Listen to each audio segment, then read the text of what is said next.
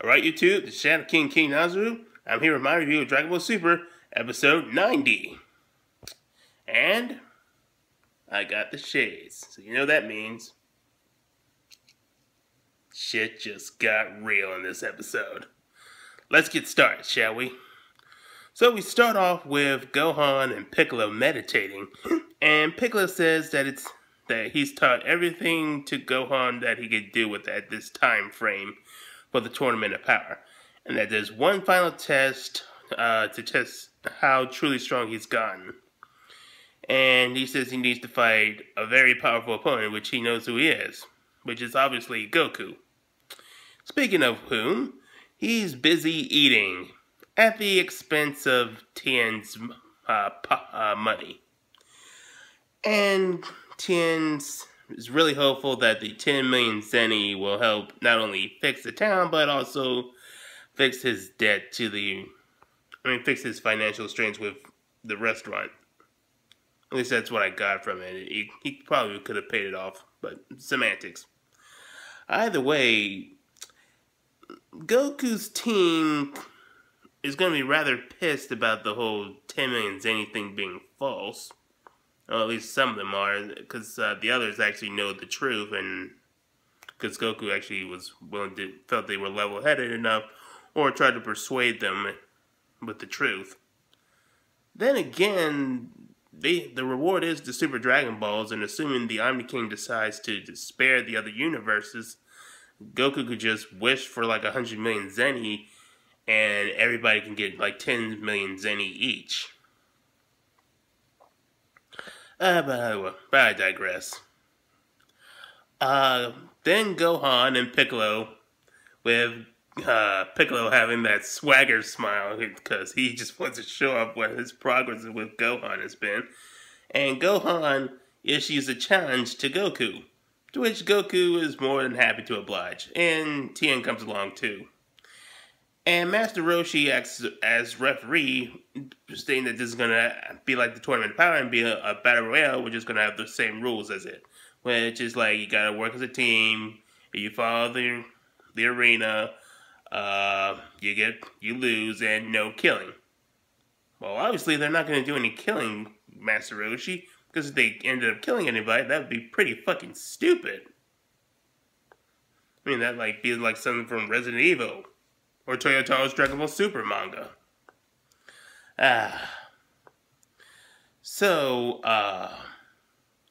Surprisingly enough, it's Gohan that decides to go on the offensive. So yeah, he's really starting to embrace his fighting spirit, which is kind of juxtaposing towards how Gohan usually is, as he's not usually he doesn't usually have the fighting drive, as he's more calm and gentle. But yeah, he does go well on the offensive, and Goku, I wouldn't say Gohan dominates Goku, but he does keep him on the defensive. And Goku does manage to get a few good hits, even one where he scrapes Gohan's chin. Meanwhile, Tien is having a hard time keeping up, and Piccolo is charging his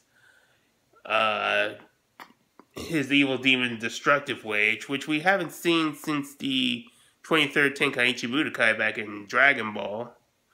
Or if you want to count the movies, we saw it I think in Return of Cooler. But since Dragon Ball Super doesn't acknowledge Return of Cooler, we can say, the fuck is Return of Cooler? And the fuck is Cooler? But yeah, ultimately the clash, while epic, they go a little bit overboard, and Gohan punches Goku, and Goku blocks it, but the impact was so powerful that it ultimately destroys the mountain which serves as their arena.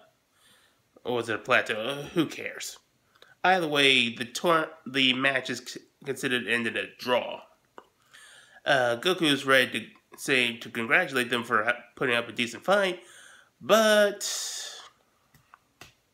Gohan wants to see how he would fare against Goku, and strong opponents of his level and above. And Gohan wishes for a one-on-one match, to which Goku powers up to Super Saiyan and starts to oblige. Meanwhile, in Universe 10, Gowasu is trying to decide the teams for Universe 10. But he's having a hard time because he has to make extra sure that he picks the right fighters who are going to save the universe, and he doesn't want to pick anyone who might be corrupted, like Zamasu. Yes, we don't need another Zamasu incident.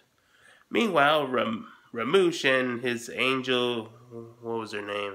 I think Masako said it was Cuss or something. They said that Gowasu is thinking way too hard on this. And he says that they put way too much brain. So Ramush, much like the Universe 2 Supreme Kai, is starting to focus on brawn, which is why he has a bunch of fighters that are hulking guys. Even one guy looking like a bulkier Krillin if he was pinkish and looked more like a pig, but I mean, when he didn't look like a pig, he just looked pig-ish. So yeah, these guys are really, really buff guys. I'm going to call it right now that these guys are a bunch of scrubs, and they're probably going to be eliminated really early in the tournament, and Ramush and Cuz are going to look like fucking idiots for having recruited these for the team. That'd be classic Dragonball and Toriyama humor. Meanwhile, back on Earth, Goku and Gohan go out in their fight, and they keep exchanging blows with really great animation, really great choreography. Goku really has his struggles with Ultimate Gohan with his Super Saiyan 2 form. But Goku does get some pretty good hits using his instant transmission, even using the Kamehameha as a distraction while he uses instant transmission to get a hit on Gohan. I think he might have picked that up from his fight with Majin Buu. So yeah, we see that Gohan has gotten powerful, but he still needs to adapt some more strategic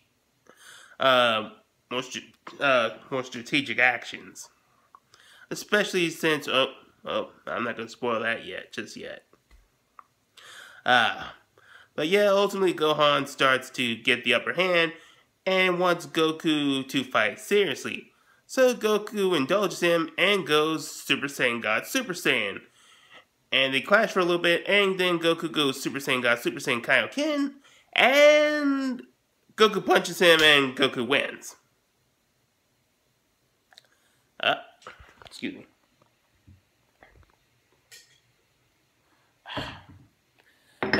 Sorry about that. Had to drink the salty tears of disappointed Gohan fanboys.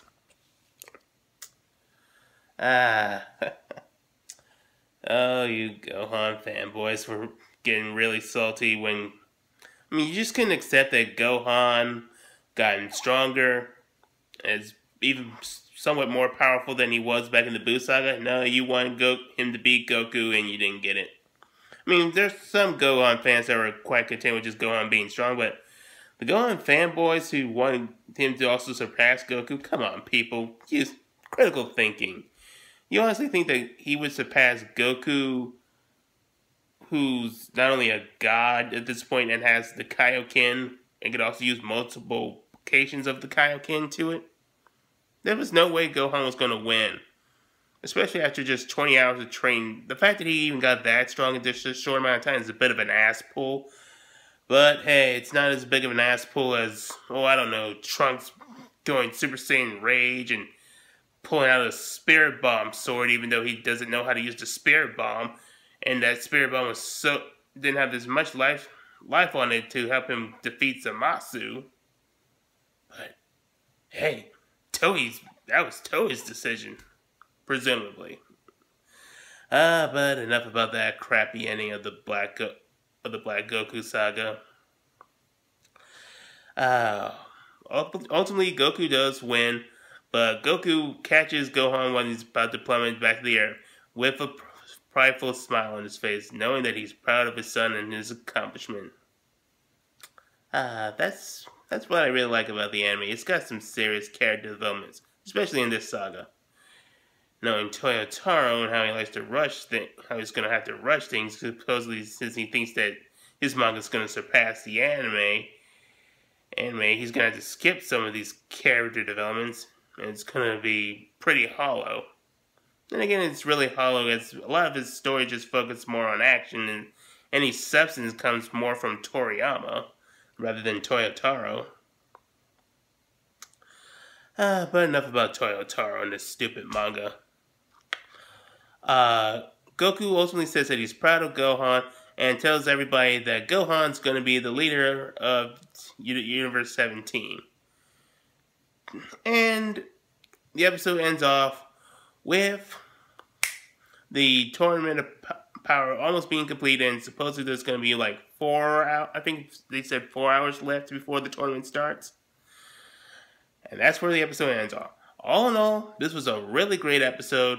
We saw some serious payoff with the character development of Gohan, and got a nice fight with Goku, Piccolo, Gohan, and Tien. Well, not so much on Tien's end, but because he was pretty much out of his depth. But hey, what can you do? And it was nice to see a little bit of bonding between the two Saiyans. We even got this little moment where Vegeta sensed the whole fight and was actually impressed by it. And we also got to see more of how Universe 10's fighter is going to be like and what they're thinking. And they think that just brute strength is going to carry them through this tournament, and they will be sorely disappointed. But next episode we go into 91, which gets into that incident that I'm not happy about, and I don't want to think about at this moment. So let's just end this on a happy note and just say, I'll catch you guys later.